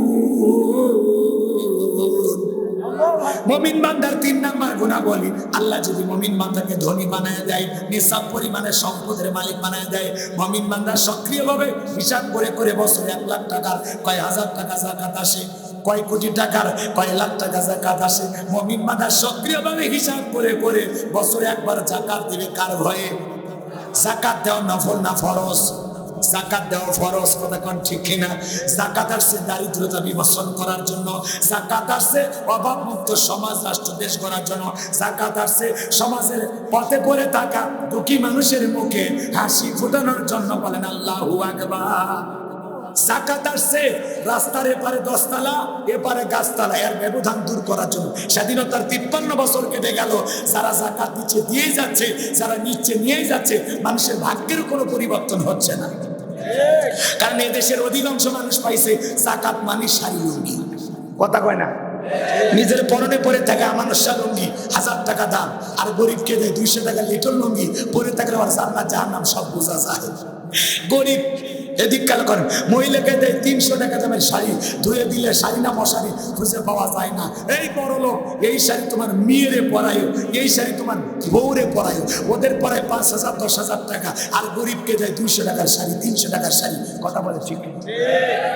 জাকাত মানে শাড়ি লুঙ্গি না, আর দিলে মান সম্পূর্ণ কাপড় দেওয়া লাগবে। কথা কন। হযরত ওমর ফারুক শোনেন, হযরত ওমর ফারুক দেখে বলেন, জাকাতের অর্থ তোমরা এমন ভাবে দাও যাতে ওই ব্যক্তি জাকাতের জন্য আর কার দুয়ারে লাইন না দেয়। বলেন আল্লাহু আকবার। এই ছেলেটা বেকার বসে আছে, পরে জাকাতের 1.5 লাখ টাকা দিয়ে একটা অটো ভ্যান বা রিক্সা কিনে দেন, এটা চালায় ভাগ্যের উন্নতি হবে। ঠিক আছে? এই ছেলেটা বেকার বসে আছে, ওই আপনাদের এলাকায় ধরেন সাতক্ষীরা বাজার, সাতক্ষীরা শহরে এর একটা 1.5 লাখ টাকা দিয়ে দোকান ধরায় দেন। আল্লাহ যদি চায়, এদিকে খেয়াল করেন, 5-7 বছর ব্যবসা বাণিজ্য করে সে নিজেও জাকাত দেবে। কথা বলে না কেন?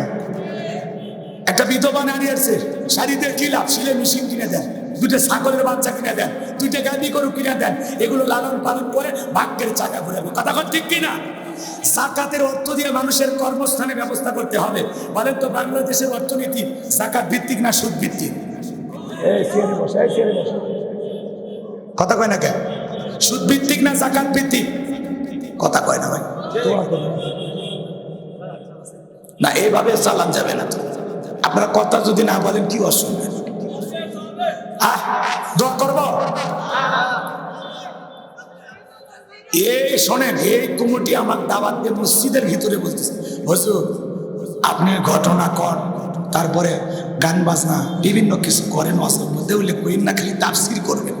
আমাদের এলাকার লোকেরা তাফসির খুব বোঝে, কি বোঝে সেটা তো দেখতেই পাচ্ছি। ঘটনা কইলা তখন পাগল হয়ে যায়। কথা বোঝেন না? বলে আমার জানা আছে।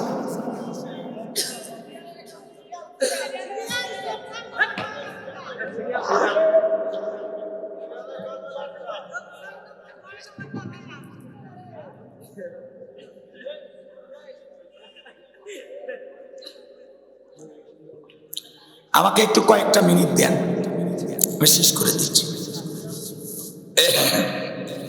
আসলে শোনেন, শ্রোতারা যদি একটু ওয়াজ না বুঝতে চায়, বুঝানোর ক্ষমতা কারো থাকে না। আপনারা আসবেন 12টার মধ্যে, আমি দোয়া করতে চাইছি, তার আগে লাফালাফি শুরু করছেন। আপনার ওয়াদাটা তো ঠিক রাখলেন না। কথা বলেন না কেন? তো যাই হোক, অনেকে ভাবতেছেন হুজুর আপনার গলা ভেঙে গেছে, ও বউ মনে হয় বেশি অসুস্থ হলে বাইরে ফেলাই দেন নাকি? কন তো আমার গলা তো ভেঙে গেছে, বইয়ের সাথে ঝগড়া করিয়া নাকি ওয়াজ করিয়া।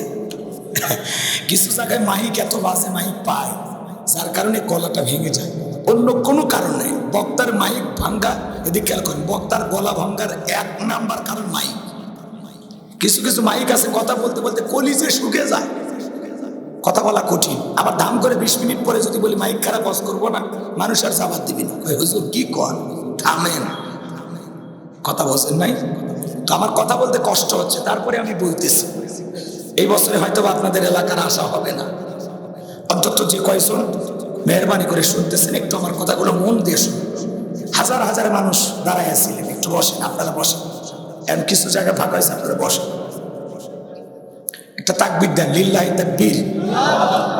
যাকাতের ওয়াজ বেশি করবো না, আমি শুধু এতটুকু বলি, বলেন ধনীদের যাকাত দেওয়া নফল না ফরজ? গরিবের যাকাত খাওয়া কিন্তু ফরজ না। আমি ধনী, আমি যাকাত দিতেছি, গরিব আমার যাকাতের টাকা গ্রহণ করেছে, আমি দয়া বা করুণা করি নাই। গরিব আমার যাকাতের টাকা গ্রহণ করে আমাকে ফরজ ইবাদত পালনের সুযোগ করে দিয়ে গরিব বড় ধনী, ইনি ধনী, যাকাত দিতে চাই না, ওনার 1 কোটি টাকা আছে, কোনো মতে 5-10 লাখ টাকা যাকাত দিয়া নিজের 90 লাখ টাকা যাকাত নিজে মেরে খায়। ইনি ধনী না, যাকাত এসে 10 লাখ টাকা, কোনো মতে 2-3 লাখ টাকা দিয়া নিজের 6 লাখ টাকা যাকাত নিজে মেরে খায়। এদেশের অধিকাংশ ধনী হিসাব করে যাকাত দেয় না। যদি এ দেশের ধনীরাও হিসাব করে জাকাত দিত, অনেক আগে বাংলাদেশ দারিদ্র মুক্ত হতো। তাহলে ধনী জাকাত দেবে না, জাকাত আদায় করা লাগবে। আলেমেরা ধনীদের তালিকা করে বলবে, ধনী সাহেব বলেন তালুকদার সাহেব আপনার কত টাকা, ব্যাংকে কত, হ্যাঁ আপনার বইয়ের অ্যাকাউন্টে কত, বালিশের নিচে কত, খাটের নিচে কত, গোপন সিন্ধুকে কত, হ্যাঁ আপনার হিসাব নিকেশ করে দেখা গেছে আপনার জাকাত এসে 2,75,72,500 টাকা দেন। ধনী দেবে না, জাকাত আদায় করা লাগবে। 2 মিনিটে একটা গল্প শুনে, অত সময় আমার হাতে নাই। আল্লাহ নবী মুসা আলাইহিস সালাম, নাম শোনেননি? কারণকে যা বলতেছে, কারণ জাকাত দিতে হবে। কারণ ডেকে বলে আমি জাকাত দিতে পারবো না। আল্লাহর পয়গম্বর মুসা নবী ডেকে বলে জাকাত না দিলে জাকাত আদায় করা হবে। মুসা নবী রাগ কম না বেশি? যে নবী রেগে গেলে মাথার টুপি ভেদ করে চুল খাড়া হয়। আল্লাহ আকবার বলেন। যে নবী রাগ করে আজরাইল পর্যন্ত থাপ্পড় মারে, তারা কম না বেশি? খুশিতে কিপটিং মেরে ফেলে দিচ্ছে। আল্লাহ আকবার। সেই নবী মুসা আলাইহিস সালাম বলে কারণ জাকাত দিতে হবে। কারণ ডেকে বলে কত? পয়গম্বর ডেকে বলে শতকরা 2.5%। কত? কত? হ্যাঁ 1 লাখে তাহলে কত? এই তো ভালোই তো বলছেন, দেন না কেন? না দিলে কি হয় শোনেন আমার ভাইরা, যে কথা বলতে চাচ্ছিলাম, এই কারেন্ট কাল্লা তো সম্পদ দিয়েছিল, 70টা উট লাগতো চাবি বহন করতে। চাবি যদি এত হয় তালা কত, আর তালা যদি এত হয় সিন্ধুকে মাল কত? ছোট মাথায় ধরে দেয় না। এইবার কারণ হিসাব নিকাশ করে দেখে, কয়েক হাজার কর্মচারী দিয়া দিনের পর দিন, রাতের পর রাত জাকাতের টাকা ছুটি দেওয়া হয়। এরপরেও জাকাতের টাকা দিয়া ফুরাবে না। এমনি ছত্রি ফোন পায়ে স্যান্ডেল দেয় না, ক্ষয় যাবে বলে, গায়ে জামা পরে না ছিঁড়ে যাবে বলে, সেই কৃপণ কি এত টাকা জাকাত দিতে পারে না? সে কি করলো? এলাকা একটা 2 নাম্বার মহিলা ছিল, নাম হলো সবদা। এই সবদা নামের পতিতের কাছে বলে, সবদারে তুই 2 বস্তা টাকা দেবো, অ্যাডভান্স হিসেবে 1 বস্তা টাকা দিয়ে দিলাম, আগামীকালকে সাক্ষী দেওয়ার পরে আর 1 বস্তা টাকা দিব। বিনিময়ে আল্লাহ নবী মুসা আলাইহিস সালাম যেই মজলিসে দাঁড়ায়া আল্লাহর পদে মানুষকে দাওয়াত দিবে, ওই ভরা মজলিসে দাঁড়ায়া একবার শুধু বলবি, মুসা নবী দিনের বেলা ওয়াজ করে আর রাতের বেলায় আমি সবদার সাথে রাত কাটাই। বাস এতটুকু কথা বললেই যথেষ্ট। যেহেতু 2 নাম্বার মহিলা রাজি হয়ে গেল, পরের দিন সকালবেলা আল্লাহর পয়গম্বর মুসা আলাইহিস সালাম হাজার হাজার জনতার সামনে আল্লাহর পথে মানুষকে দাওয়াত দিতেছে। এই ভরা মজলিসে মুসা নবীর আলোচনা শোনার পরে সবদার পাষাণ হৃদয় গইয়া চোখ দিয়ে পানি পড়তেছে। এইবার কার ইশারা দিয়ে বলে, সবদা দ্বারা মুসা যে সুন্দর ওয়াজ করতেছে, সত্য কালেমা পড়ে মুসলমান হও। সবদা বলে আরেকটু শুনি, না শুনতে দেওয়া যাবে না। 2 জন লোক কথা দিল। এই 2 জন লোক এসে বলে, সবদা তাড়াতাড়ি দ্বারা, বলে না আরেকটু শুনি, বলে না শুনতে দেওয়া যাবে না। 2 জন লোক জোর করায় সবদাকে দাঁড় করায় দিলেন। যখন কারণ লাভ মেরে দাঁড়ায় বলে, মুসারে ওয়াজ বন্ধ কর। তাকায় দেখ 2 নাম্বার মহিলা দাঁড়াইছে। মহিলাটা 2 নাম্বার না 1 নাম্বার কে জানে? রতনে রতন সেনে, ওইটা কারণ বোঝে, কথা কয় না কেন? মুসা নবী কি জানে 1 নাম্বার না 2 নাম্বার? কথা বলে না কেন? ডাইরেক্ট বলতেছে, এই মুসা ওয়াজ বন্ধ কর। আজও যারা সমাজে আলেমেরা যখন সুদের কথা বলে, ঘুষের কথা বলে, জিহাদের কথা বলে, আল্লাহর জমিনে আল্লাহর দ্বীনকে প্রতিষ্ঠিত করতে হবে, কোরআনের সমাজ ব্যবস্থা কায়েম করতে হবে, এই ধরনের হক কথা বলে, যখন ডাইরেক্ট 1 শ্রেণীর লোক এসে বাজাতে বলে, হুজুর আপনার ওয়াজ লাইন ছাড়া, হুজুরের ওয়াজ লাইন ছাড়া না, তোমার জীবন লাইন ছাড়া, তুমি একটা ডিজিটাল কারণ। কথা কন। আর সুদের কথা মসজিদে দাঁড়ায় বলা যায় না।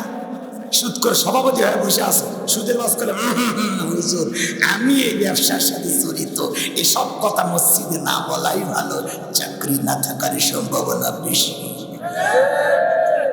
হুজুর লাইন চেঞ্জ করে, আছে না? না, আজকে টাকা বেশি যা সে সভাপতি।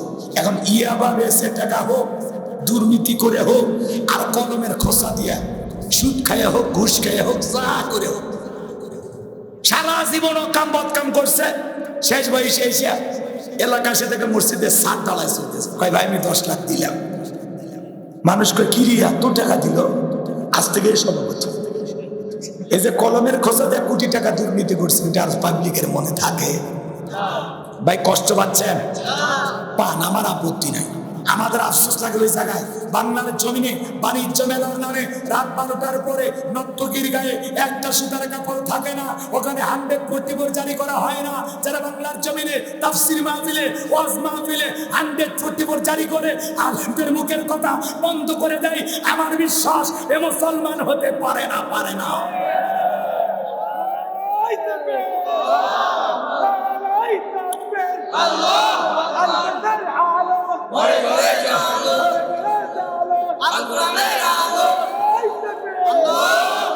কষ্ট হচ্ছে আপনাদের আমার ভাইয়েরা? এইবার কারণ দেখে বলা মুসা ওয়াজ বন্ধ করো, তাকায় দেখো 2 নাম্বার মহিলা দাঁড়াচ্ছে।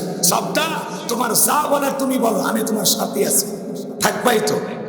শোনেন শোনেন, এইবার আল্লাহ নবী মুসা আলাইহিস সালাম অবাক হয়ে সব দেখতেছে। সবটা দেখে বলতেছে কারণ তুমিই বসো, আমি যেহেতু দাঁড়িয়েছি বলার জন্য আমাকেই বলতে দাও। এইবার সবটা দেখে বলতেছে জনগণ শোনো দিয়ামন, আমি জীবনে কোনোদিন মুসা নবীকে দেখি নাই। আজকে মুসা নবীর আলোচনা শোনার পরে পাষাণ্ডি দই কইলা গেছে। আমি সিদ্ধান্ত নিয়েছি আর খারাপ কাজ করব না, অশ্লীল কাজ করব না, আমি তওবা করে ঈমান গ্রহণ করব। আলেমদের ওয়াজের মাধ্যমে বেনামাজি নামাজি হয়ে যায়, সুদখোর ঘুষখোর ভালো হয়ে যায়, বেপরদায় চলে মা বোনের পর্দা করে, দাড়ি কাটা যুবকটা দাড়ি রাখে। অনেক মানুষ আলেমদের ওয়াজ শুনে পরিবর্তন হয়। কথা ঠিক আছে? এইবার শব্দ বলতেছে এই কারণ কেন লাফালাফি করতেছে আপনারা জানেন? গোপন তথ্য ফাঁস করে দিচ্ছে। বলে এই কারণ গতকাল রাত্রিতে আমার বাড়িতে গিয়েছে, আমারে 2 বস্তা টাকা দিয়েছে। 1 বস্তা টাকা গতকাল রাত্রিতে দিয়েছে, আজকে আর 1 বস্তা টাকা দেবে। বিনিময়ে আমাকে এই কথা বলতে হবে মুসা নবী দিনের বেলা ওয়াজ করে আর রাতের বেলা আমি সত্তার সাথে রাত কাটাই। একটু জোরে কর না, নাউজুবিল্লাহ। কিন্তু আমি আপনাদেরকে সাক্ষী রেখে বলতেছি মুসা নবীর চরিত্র ফুলের চাইতেও পবিত্র। ওই কারণ হলাম সত্তার নিয়মিত ভক্ত।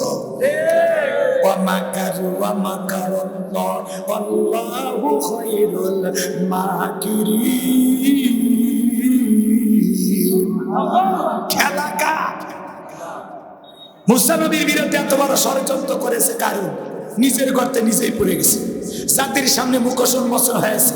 কথা বলে না? আজকে যখন আলেমদের বিরুদ্ধে সাক্ষী কন্টাক্ট করা হয়, হুজুরের জানাজায় যা বলে হুজুর নির্দোষ। উনি 2 বছর নয় 2 টার্ম উনি বলছিলেন যে 2 বারের এমপি ছিলেন আমাদের এলাকায়। মায়ের কোলে শিশু যেমন নিরাপদ, আমরা তেমনি ভালো ছিলাম। কি বলে কোরআনের পাখি নির্দোষ, কথা কয় না? আপনাকে সব বুঝে কওয়া যাবে না। আপনি ঘুমাইছেন, আপনার ঘুম ভাঙানোর শক্তি আমি কে? জিবরাইলেরও নাই। একই থাকেন আপনি, কথা বোঝেন না? হুজুর মরে যায়, ডাইরেক্ট বলে হুজুর কি নির্দোষ। আজকে হুজুর নরম পাইয়া কয় কাবির নামা কই, তোর দাদার ছিল, তোর দাদা নরম পাইছে। কথা কয় সমস্যা নাই, কষ্ট দেন, আমরা সহ্য করে যাব, সেই ক্ষমতা আমাদের আছে। আমরা মুসলিম জাতি, ইব্রাহিমের সন্তান। সে ইব্রাহিম আল্লাহর খুশির জন্য আগুনে পুড়তেও রাজি। আমরা ইসমাইলের ভাই, যে ইসমাইল আল্লাহর খুশির জন্য ছুরি নিচে জবাই হইতেও রাজি। আমরা মা হাজেরার সন্তান, যে মা হাজেরা তার হাজারে ইসমাইলকে আল্লাহর খুশির জন্য জবাই করতেও রাজি। আমরা সেই মায়ের সন্তান। পরীক্ষা না দিলে ঈমান মজবুত হয়। আলেমদের পরীক্ষা নেওয়া হয়, যার যত পরীক্ষা তার ঈমানটা তত পরিপূর্ণ হবে, পুরে পুরে খাঁটি শোনা হবে। কথা কন ঠিক কিনা? কোরআনের মুফাসসির যারা জেলখানায় যায় এদের সম্মান কমে না বাড়ে? ভয় নাই, আল্লাহ আমাদের সাথে আছে। লিল্লাহি তাকবীর। এইবার কারণ যখন মুখোশন মোচন হয়ে গেল, কারণে আল্লাহর পয়গাম্বর থেকে বলে আল্লাহ চাইতে গেছিলাম যাকাত, আর আমার বিরুদ্ধে এত বড় ষড়যন্ত্র মেনে নেওয়া হবে না। আল্লাহ কয় জমিনকে ওয়াদা দেন, জমিন যেন কারণের ধন সম্পদ সহ জমিন যেন তাকে গ্রাস করে ফেলে। আল্লাহ তো মঞ্জুর করলেন, কারণের ধন সম্পদ সহ হাঁটু পর্যন্ত জমিনের ভিতরে চলে গেল, বলে ব্যাপার না, দেখে শক্তি আছে, উঠতে পারবো। এইবার যখন মাজা পর্যন্ত গেল, বলে ব্যাপার না, উঠতে পারবো। গলা পর্যন্ত যখন চলে গেছে, দেখে বলে নবী মুসা, ধন সম্পদ যা আছে সব তোমার, আল্লাহ তুমি নিয়ে যাও, জানটা একটু ভিক্ষা দাও। আল্লাহর পয়গম্বর দেখে বলে, আল্লাহর হুসসামাত, আমার আল্লাহ মুখফেক্ষী, আমার আল্লাহ কারো কাছ থেকে কিছু নাই না, আমার আল্লাহ শুধু দিয়ে যায়। কারণ রে, তোর ধন সম্পদ সহ জমিনের ভিতরে চলে যা, আর পৃথিবীর ইতিহাসে সাক্ষী থাক, তোর মতো যারা সম্পদ জমা রাখবে, আল্লাহ রাস্তায় খরচ করবে না, কঠিন কিয়ামতের ময়দানে তুই কারণের কাতারে দাঁড়ায় আল্লাহ তাদের বিচার করবে। যাকাত মালের ময়লা, যাকাত আপনার সম্পদকে পবিত্র করে। কথা কয়, যাকাত আপনার সম্পদকে পবিত্র করে, সুবহানাল্লাহ করে। যাকাত আপনার সম্পদকে বৃদ্ধি করে। যাকাত দিলে ধনীর সম্পদ কমে না বাড়ে? বলেন বলেন, যাকাত দিলে ধনীর সম্পদ কমে না বাড়ে? যাকাত দেবেন তো ইনশাআল্লাহ, হিসাব নিকাশ করে যাকাত দেবেন। আর যাকাত না দিয়া সূরা তাওবার ভিতরে আল্লাহ বলেছেন, যারা স্বর্ণ রূপা টাকা পয়সা ধন সম্পদ জমা রাখে তাদের জন্য রয়েছে আযাবের সুসংবাদ, দুঃসংবাদ। কথা কয় না কেন? তাদের জন্য রয়েছে আযাবের সুসংবাদ। আপনার এই দুনিয়াতে টাকা পয়সা সবকিছু জমা রাখবেন, মাল জমা রাখবেন, আল্লাহর রাস্তায় খরচ করবেন না, দান সদকা দেবেন না, যাকাত দেবেন না, আপনার এই সম্পদ বিষাক্ত সাপ হয়ে সবল মারবে। তখন বলবেন, তুই কেডারে এত জোরে কামড় মারলি আমারে? চিনিস না, আমি তোর দুনিয়ার মাল সম্পদ। আপনার সম্পদ আপনার জাহান্নামের শাস্তির কারণ হবে। এই জন্য আল্লাহ যাদেরকে সম্পদ দিয়েছেন প্রত্যেক বছর হিসাব নিকাশ করে যাকাত দিবেন ইনশাআল্লাহ। মুমিন বান্দার 4 নম্বর গুণাবলী, আমি আর কথা বাড়াবো না। 4 নম্বর, ওয়াল্লাযীনা হুম লিফুরুজিহিম হাফিজুন। 4 নম্বর হলো নিজের যৌবনটাকে সংযত রাখা, নিজের যৌবনটাকে হেফাজত করা। বলেন তো, যৌবনকালের ইবাদত পছন্দ করেন কে? আল্লাহ শিশুকালের হিসাব নেবেন না, হিসাব নেবেন যৌবনকালের। কারণ যৌবনকালে যে খেয়াল করেন, লম্বা সময় রুকু করা যায়, লম্বা সময় সিজদা দেওয়া যায়। যৌবনকালে ঠান্ডা পানিতে উযু বানায়া মসজিদে যাওয়ার শক্তি থাকে, বৃদ্ধকালে যেটা সম্ভব নয়।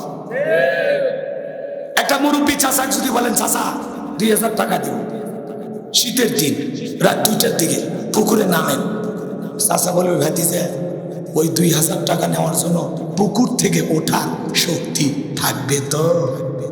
কথা কয় না? কিন্তু কোন যুবককে যদি বলেন 2000 টাকা দিয়ে পুকুরে নামে একটু গোসল করে আসলে, হুজুর টাকা রেডি করেন, কাপড় খুলছে। কথা কয় না? এটা একটা পাওয়ার, পাওয়ার। বোঝেন নাই কথা? এই জন্য আল্লাহ তাআলা বলেন, তোমার যৌবন কালের হিসাব আমি আল্লাহ নেব। তাহলে যৌবন কালের হিসাব কে নেবে? আমরা যৌবন কালে শয়তানের ওয়াসওয়াসায় পড়ে গুনাহ করতে ভালোবাসি, আর যৌবন কালের ইবাদত আল্লাহ পছন্দ করে। একটু আল্লাহু আকবার বলা যায় না? কষ্ট হচ্ছে? বিরক্ত হয়েছেন? শোনেন, এ রঙের যৌবন একদিন জং ধরবে, এ কাঁচাদেরই একদিন সাদা হয়ে যাবে, টাইট চাম একদিন ঢিল হয়ে যাবে। কথা বলে না কেন? যুবক মুরব্বী চাচা যদি রুকুতে যায়, বয়স বেশি, মনে হয় যে পড়ে যাবে, সিজদায় গেলে মনে হয় দম আটকে আসবে, কিন্তু যুবক বয়সে এগুলো হয় না। হযরত আলী রাদিয়াল্লাহু তাআলা বলেন, তোমরা যৌবনের তারুণ্যে গুনাহ করো, একদিন তোমাদের যৌবন থাকবে না, আমলনামায় গুনাহ ঠিকই লেখা থাকবে। বলেন আল্লাহু আকবার। এই জন্য শয়তানের ওয়াসওয়াসায় পড়ে গুনাহ করা যাবে। এ যুবক, ওই যে রাত 2টার দিকে শেফালির দরজায় যায় ডাক দিলে, ওই দিনের ভিডিও কিন্তু ফেরেশতাদের কাছে আছে।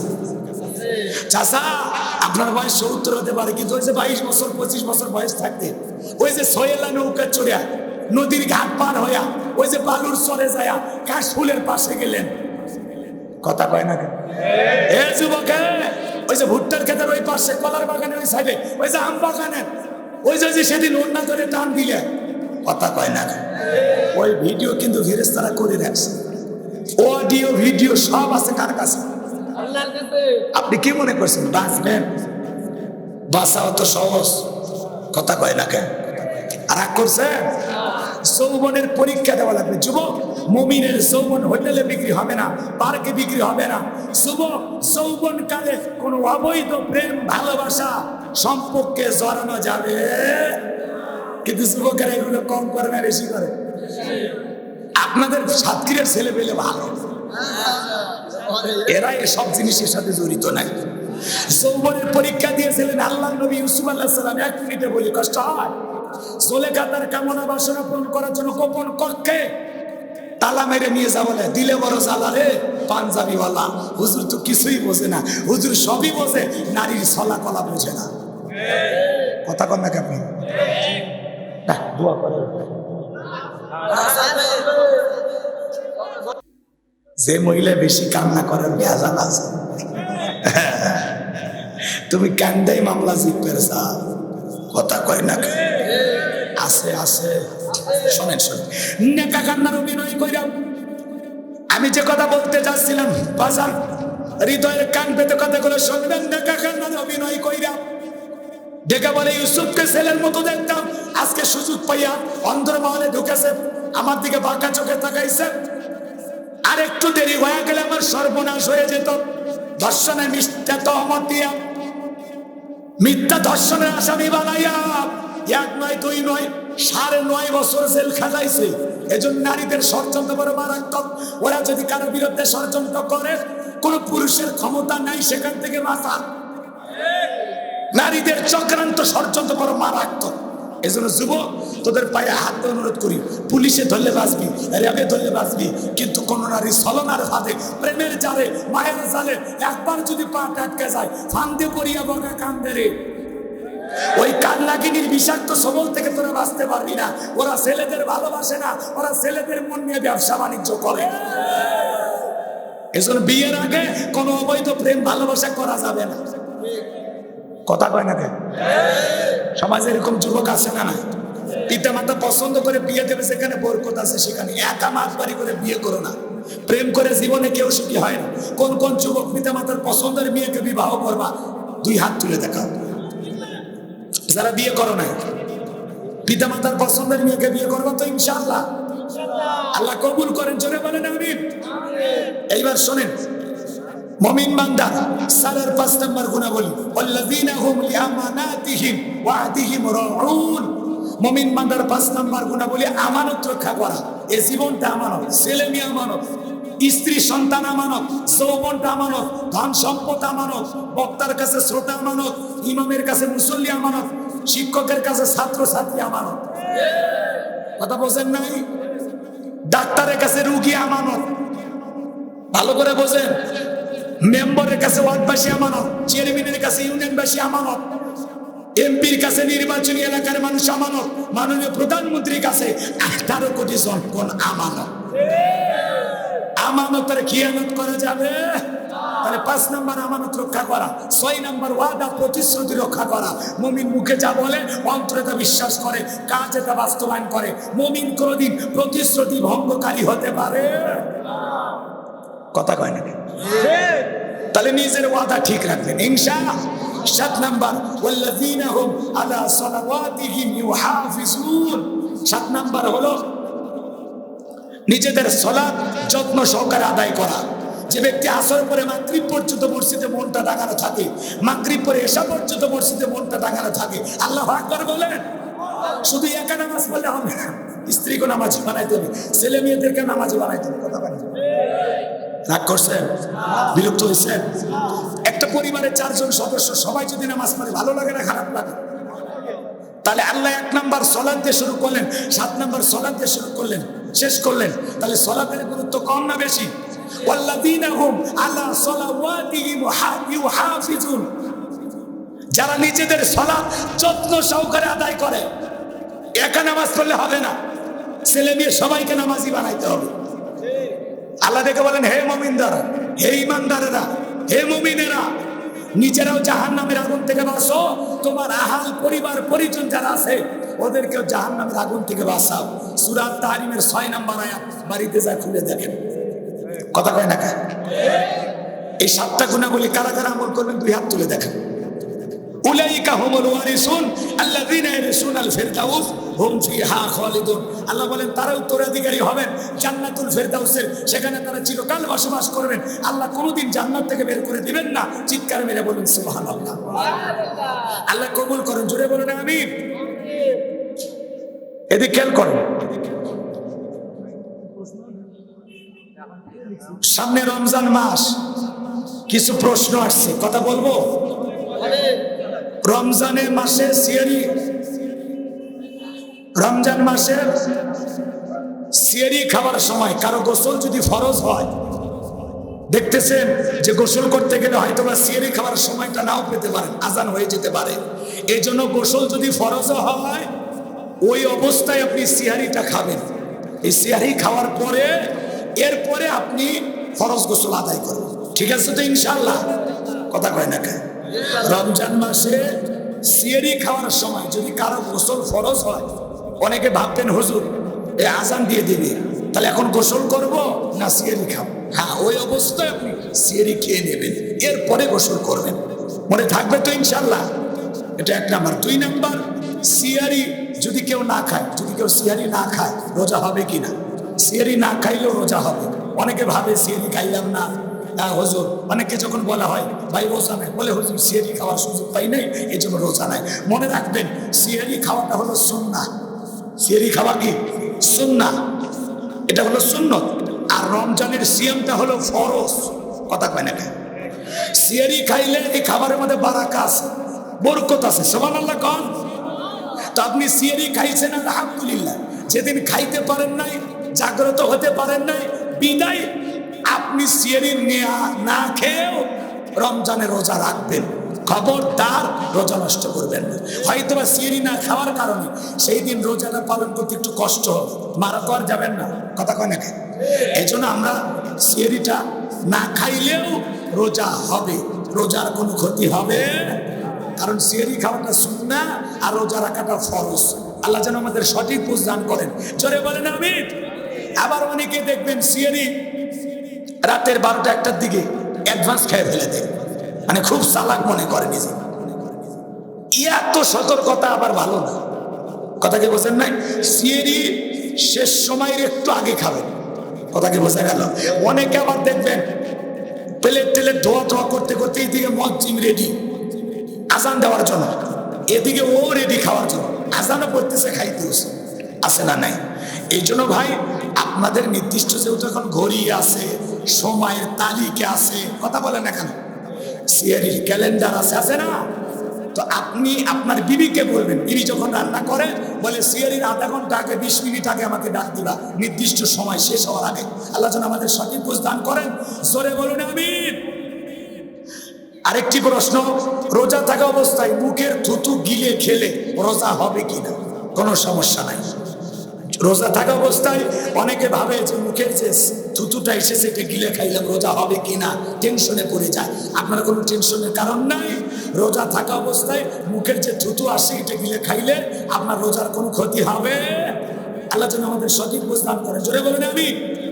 এখন খেজুরের পরিবর্তিতে, মানে খেজুরের পরিবর্তে বড়ইতে ইফতার করা যাবে কিনা? এই যে একজন মন্ত্রী দেখলেন না, ভদ্রলোক কি বলল, যে আপনারা বড়ই আর পেয়ারা দিয়ে ইফতার করবেন, যেহেতু খেজুরের দাম বেশি। তো যিনি এই কথাটা বলেছেন তার উচিত ছিল যে আমরা রমজান মাসে মন্ত্রী হিসেবে আমাদের দায়িত্ব, আমরা এত পরিমাণে খেজুর আমদানি করব যাতে বাংলাদেশের সব মানুষ খেজুর কিনতে পারে। কথা কয় না? মন্ত্রী তো এই বক্তব্য দেওয়া উচিত ছিল। মনে রাখবেন, আমরা খেজুর দিয়া ইফতারি করি, এটা হলো রসুলের সুন্নাহ। কথা কয় না? খেজুর দিয়ে ইফতারি করানোটা কি সুন্নত। আল্লাহু আকবার বলেন। তো আমরা খেজুর দিয়ে ইফতারি খাই, এটা শুধু পুষ্টির কারণে না, মিষ্টি পাওয়ার জন্য না। আমরা খেজুর দিয়ে ইফতার করি, এটা রসুলের সুন্নত। আমরা যেহেতু রসুলের উম্মত, এজন্য সুন্নতকে ভালোবেসে আমরা এটা পালন করি। কথা বলে ঠিক কি না?